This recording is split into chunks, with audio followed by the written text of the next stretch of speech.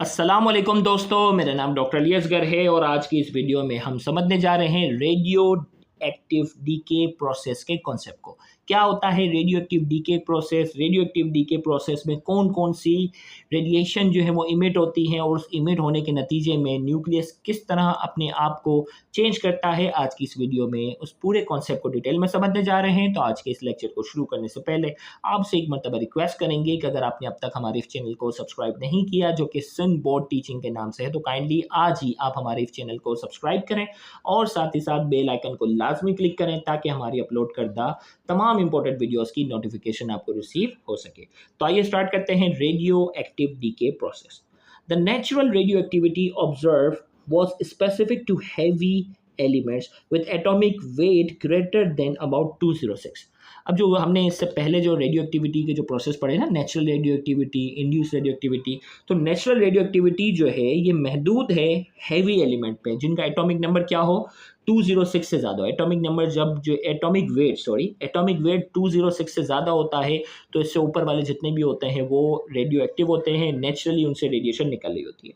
Of the 2,500 identified types of atom, around 90% are radioactive। हमने अब तक जो डिस्कवर किए हैं 2,500 डिफरेंट टाइप्स एटम के, जिसमें 90% क्या है, रेडियो एक्टिव है। Meaning they change into other types of atom over time. उनसे जैसे जैसे कुछ पार्टिकल्स निकलते हैं तो वक्त के साथ साथ वो क्या होते हैं, तब्दील होते हैं। These unstable nuclide release energy and particles in much different way of decay type to become stable nuclide। ये जो न्यूक्लाइड्स होते हैं जो अनस्टेबल हैं ये एनर्जी रिलीज करते हैं और मुख्तलिफ किस्म के पार्टिकल रिलीज करते हैं अलग अलग तरह से अपने न्यूक्लाइड को स्टेबल बनाने के लिए।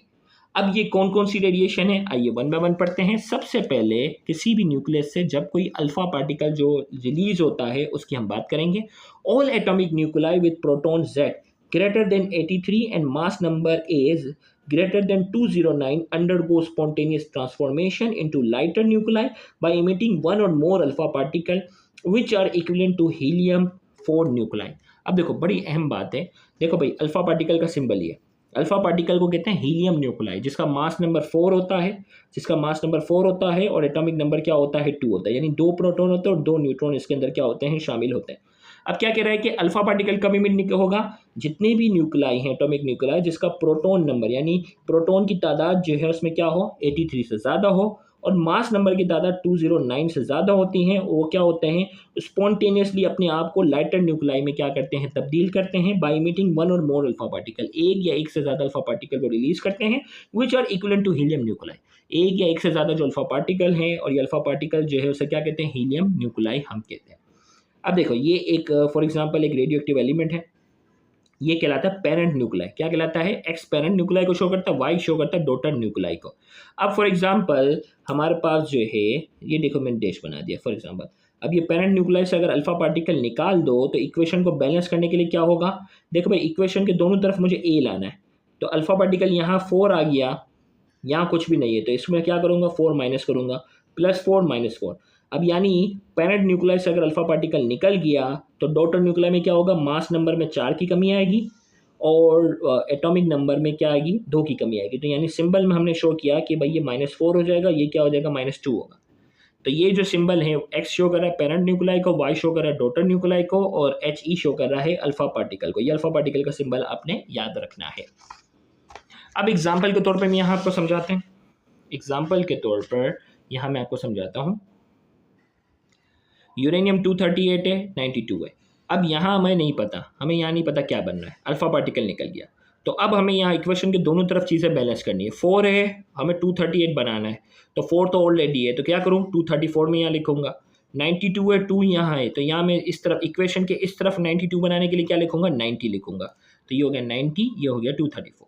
अब ये सिंबल क्या होगा, थोरियम। थोरियम ये हमारे पास जो है हमें ये सिर्फ लिखना है, ठीक है। थोरियम हमारे पास क्या होगा इन दिस एग्जांपल, क्योंकि ये तो पीरियोडिक टेबल जिसको याद होगा वही लिख सकता है। In this example N isotope uranium 238 convert into thorium 90 with emission of alpha particle. जब अल्फा पार्टिकल इमिट होता है तो यूरेनियम जो होता है 238 वाला कन्वर्ट हो जाता है, थोरियम के अंदर कन्वर्ट होता है। अब इसका न्यूमेरिकल MCQ के तौर पर किस तरह आ सकता है, आइए थोड़ा सा इसकी हम बात करते हैं। द एलिमेंट वर्क एग्जाम्पल 227.1 से समझा था। The element radium was discovered by Marie and Pierre Curie in 18, ये सवाल है भाई, 1898। One of the isotope of radium, radium हमारे पास ये सिंबल दे दिया गया है, डीके बाय अल्फा इमिशन, उससे अल्फा पार्टिकल निकलता है। What is the resulting daughter element, resulting daughter element क्या होगा? तो रेडियम ही यहाँ लिखा हमने, अब यहाँ क्या है हमें नहीं पता, ये हमने लिख दिया अल्फा पार्टिकल। अब यहाँ 4 है, यहाँ 226 है, तो क्या करना होगा? 222 करना होगा। यहाँ 2 है, यहाँ 88 है, तो यहाँ ओवरऑल 88 बनाने के लिए क्या लिखना होगा? 86, क्योंकि 86 + 2 क्या हो जाता है? 88 हो जाता है। और ये 222 + 4 226 हो जाता है, तो यहाँ 222 और यहाँ हमने लिखा 86, ये हो गया। अब ये बन गया डॉटर न्यूक्लियाई। अब द पीरियोडिक टेबल, अब पीरियोडिक टेबल में जाकर हम देखेंगे कि ये 86 एटॉमिक नंबर किसका है। The periodic table show that the nucleus with N atomic number 86 is radon, जिस वो न्यूक्लियस जिसका एटॉमिक नंबर 86 होता है उसे रेडोन कहा जाता है। तो लिहाजा हमारा आंसर क्या होगा? Radium transform into radon, radium जो है वो किस में कन्वर्ट हो गया? रेडोन में जाकर जो है वो कन्वर्ट हुआ। तो ये था बेसिक कॉन्सेप्ट हमारे पास जो है वो अल्फा डीके का। अब आगे हम बात करते हैं बीटा पार्टिकल जब इमिट होता है तो क्या होता है। The beta decay is a spontaneous process in which mass number of the nucleus remain unchanged but the atomic number change by unity z + 1 ± अब देखो बीटा डीके एक स्पॉन्टेनियस प्रोसेस है। बीटा पार्टिकल जब भी इमिट होता है इसमें mass number जो होता है वो न्यूक्लियस का अनचेंज रहता है, मास नंबर पर कोई फर्क नहीं पड़ता, जबकि उसके एटॉमिक नंबर में या तो +1 का इजाफा होता है या माइनस का इजाफा होता है। कैसे होगा? आइए, types of beta decay, beta decay की types. There are 3 types of beta decay process depending upon their mode of decay. Mode of decay के अकॉर्डिंगली बीटा डीके की 3 टाइप्स हैं। बीटा नेगेटिव जिसे कहते हैं इलेक्ट्रॉन इमिशन, बीटा पॉजिटिव जिसे positron emission कहते हैं, और तीसरा है electron capture. One by one हम आते हैं इनकी तरफ। बीटा डीके जिसे हम कहते हैं इलेक्ट्रॉन इमिशन। अब देखो भाई, ये इलेक्ट्रॉन का सिंबल याद रखना है, बीटा डीके, जिसमें देखो मास नंबर 0 होता है जबकि एटॉमिक नंबर जो होता है वो -1 है। अब ये पेरेंट न्यूक्लियाई है, डॉटर न्यूक्लियाई में क्या होगा? ऊपर तो सिंपल ए लिखना है, नीचे क्या होगा? Z है। अब इस -1 को खत्म करने के लिए मुझे क्या लिखना होगा? +1, ये होगा Z + 1। When the number of neutron is more than, अब ये बीटा नेगेटिव डीके कब होता है? When the number of neutron is more than the number of proton, जब भी नंबर ऑफ न्यूट्रॉन, न्यूक्लियस के अंदर न्यूट्रॉन की तादाद प्रोटॉन से ज्यादा हो जाती है, then negative beta decay happen, negative beta decay happen होगा। ये आपसे एमसीक्यू में आ जाएगा कि नेगेटिव बीटा डीके कब होगा, तो आपका आंसर होगा कि न्यूट्रॉन की तादाद प्रोटॉन की तादाद के मुकाबले में ज्यादा हो जाए। इन this process a neutron is transform into a proton, इसमें क्या होगा? न्यूट्रॉन जो होता है वो प्रोटॉन में जाके कन्वर्ट होगा। अब देखो कैसे, ये न्यूट्रॉन है फॉर एग्जांपल, इससे बीटा डीके कर लो, तो अब क्या होगा? 1 है, यहाँ 0 तो 1 ही आ जाएगा। और इसी तरीके से -1 को खत्म करने के लिए मुझे क्या करना होगा? नीचे 1 लगाना होगा। तो 1 1 जो सिंबल है ये किसका सिंबल है? ये सिंबल होता है प्रोटॉन को। तो जब भी बीटा नेगेटिव डीके होगा उसमें न्यूट्रॉन जो होता है वो किस में कन्वर्ट हो जाता है? प्रोटॉन में कन्वर्ट होगा। एक और एग्जांपल से यहाँ समझे, देखिए गौर से, कार्बन है, कार्बन 14 है, इससे बीटा नेगेटिव डीके हुआ, तो ऊपर 0 था तो 14 ना, क्योंकि मास नंबर तो सेम रहता है। 6 है यहाँ और यहाँ -1 है, तो यहाँ मुझे ओवरऑल 6 आंसर लाने के लिए क्या रखना होगा? 7 रखना होगा, क्योंकि 7 - 1 किसके बराबर होगा? 6 के। ये आ गया। तो 7 एटॉमिक नंबर किसका है? ये 7 एटॉमिक नंबर जो है ये एटॉमिक नंबर है नाइट्रोजन का। This equation represent the DK of carbon 14 into nitrogen 14 with the emission of an electron. Carbon 14 जो है वो किस में कन्वर्ट हो गया? नाइट्रोजन 14 में, जब उससे एक इलेक्ट्रॉन यानी बीटा नेगेटिव उससे इमिट होता है। अब बीटा डीके नेगेटिव डीके समझ में आ गया तो पॉजिट्रॉन इमिशन यानी बीटा पॉजिटिव डीके आपके लिए और आसान हो जाएगा। It is also known as positive beta decay. Positron emission को पॉजिटिव बीटा डीके भी कहते हैं। अब यहाँ देखो, ये पेरेंट न्यूक्लियाई है, अब इससे जो वो पॉजिटिव बीटा पार्टिकल जो है वो पॉजिटिव वाला निकला ना, क्योंकि बीटा पार्टिकल 2 तरह के, पॉजिट्रॉन है या इलेक्ट्रॉन, दोनों एंटी पार्टिकल हैं, इससे पहले वाले चैप्टर में पढ़ा था। तो ए ऊपर जो है वो सेम रहा, जेड यहाँ क्या हो जाएगा? इस +1 को खत्म करने के लिए यहाँ -1 आ जाएगा। ये हो गया। अब ये कब होगा? The number of proton is more than the number of neutron. ये कब होता है? जब प्रोटॉन की तादाद न्यूट्रॉन के मुकाबले में ज्यादा हो जाती है, then positive beta decay happen, तब पॉजिटिव बीटा डीके होता है। In this process a proton is transform into a neutron. इसमें क्या होता है? प्रोटॉन जो होता है वो न्यूट्रॉन में ट्रांसफर होगा। कैसे? देखो, ये प्रोटॉन का सिंबल है 1 1, इससे जो वो पॉजिटिव बीटा डीके हुआ, ऊपर वाला 1 अपनी जगह सेम रहा, नीचे +1 है, यहाँ क्या है? यहाँ जो है वो 1 ऑलरेडी है, तो नीचे यहाँ आएगा 0। तो ऊपर 1 और नीचे 0, ये किसका सिंबल है? न्यूट्रॉन का। तो जब प्रोटॉन की तादाद न्यूट्रॉन के मुकाबले में ज़्यादा होती है तब पॉजिटिव बीटा डीके होता है, और इसमें जो है वो प्रोटॉन जो होता है वो न्यूट्रॉन में जाकर क्या हो जाता है? ट्रांसफॉर्म होता है।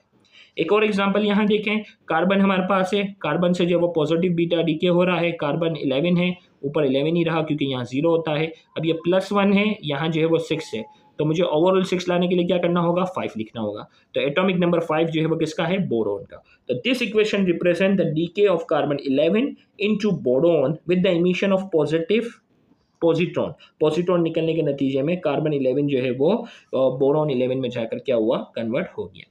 अब जो वो इलेक्ट्रॉन कैप्चर की अगर हम बात करते हैं, इलेक्ट्रॉन कैप्चर यानी बाहर से आने वाले इलेक्ट्रॉन कैप्चर करेंगे। In this process an electron from K shell of the atom is captured by the nucleus to form a new nucleus and a photon is emitted. इसमें क्या होता है कि बाहर से आने वाला किसी और एटम का जो न्यूक्लियस होता है, इलेक्ट्रॉन होता है, वो न्यूक्लियस कैप्चर कर देता है, जिसके नतीजे में नया न्यूक्लियस बनेगा और फोटोन क्या होगा, इमिट होगा।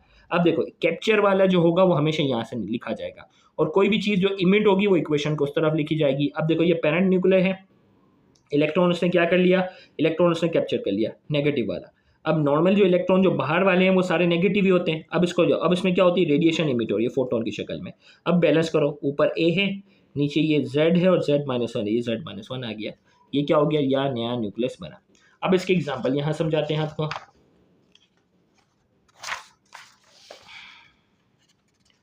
इन this process atomic number Z, atomic number की बात हो रही है, Z इज डिक्रीज बाय 1, एक कम हो जाएगा क्योंकि नेगेटिव वाली चीज इसमें ऐड हो रही है, but mass number A remain the same, mass number जो है वो सेम रहेगा। In this case a proton in the nucleus is converted into a neutron by capture of an orbital electron। Orbit वाले electron जो होते हैं उसको क्या कर लेगा, कैप्चर करता है। तब देखो भाई, प्रोटॉन जो होता है वो क्या होता है, कन्वर्ट हो जाता है न्यूट्रॉन में। प्रोटॉन था, अब ये कैसे कन्वर्ट हो गया, इसको कैप्चर किया तो अब क्या होगा, ये 1 यहाँ ऊपर रहा, 1 - 1 क्या हो गया, 0। तो 1 और 0 किसका सिंबल है, न्यूट्रॉन का। एग्जाम्पल करके, an example of electron capture is the DK of krypton 81 into bromine 81। Krypton 81 जो है वो ब्रोमीन में क्या हो रहा है, कन्वर्ट हो रहा है। कैसे, अब देखो यहाँ क्रिप्टॉन 81 और 36 है, अब ये ब्रोमीन में जाके कन्वर्ट होगा। तो अब ये 81 सेम रहा, 36 प्लस में इसने इलेक्ट्रॉन कैप्चर किया तो ये क्या हो गया, 35 हो गया। In this reaction the atomic number drop from 36 to 35 while the mass number stay at 81। Atomic number जो है वो क्या हुआ, चेंज हो गया, 36 से 35 हो गया, जबकि मास नंबर जो है वो क्या हुआ, सेम रहा। अब फाइनली हम बात करते हैं गेमा डीके की, कि गेमा रेडिएशन जब निकलेंगी तो क्या होगा। The gamma decay is the spontaneous emission of electromagnetic photon from the nucleus. क्योंकि ये मटेरियल पार्टिकल नहीं है, इसमें सिर्फ इलेक्ट्रोमैग्नेटिक फोटोन जो होता है, इलेक्ट्रोमैग्नेटिक रेडिएशन निकलती है। द इमिशन ऑफ अल्फा और beta from the natural radioactive substance में leave the daughter nuclei in one or more excited state. Emission जो अल्फा पार्टिकल या बीटा पार्टिकल जब इमिट होता है, वो रेडियो एक्टिव न्यूक्लाई को क्या करता है, उसका जो डॉटर न्यूक्लाई होता है उसका जो एक या एक से ज़्यादा एक्साइटेड स्टेट में उसको छोड़ जाता है। When the nucleus is in excited state goes to lower or ground state, then it emits gamma rays। जब भी अल्फा और बीटा पार्टिकल इमिट होता है वो न्यूक्लियस को एक या एक से ज़्यादा एक्साइटेड स्टेट में रखता है। अब वो डॉटर न्यूक्लियाई जब अपनी दोबारा ग्राउंड स्टेट में आता है तो क्या होगा, उसको रेडिएशन इमिट करनी होती है, वो रेडिएशन गेमा रेस की शक्ल में इमिट करता है। During gamma decay there is no change in mass number और एटॉमिक नंबर। गेमा डीके के दौरान मास नंबर और एटॉमिक नंबर दोनों में कोई तब्दीली नहीं होती। An excited nucleus is denoted by asterisk. Excited nucleus को एस्टेरिक से शो करते हैं। After or over is usual symbol. इसका यूजुअल सिंबल पर अगर एस्टेरिक लगा इसका मतलब वो एक्साइटेड है। एग्जाम्पल के तौर पर यहाँ समझो, द जनरल इक्वेशन फॉर गेमा डीके, देखो यही न्यूक्लियस है, एस्टेरिक बनाओ इसका मतलब एक्साइटेड में।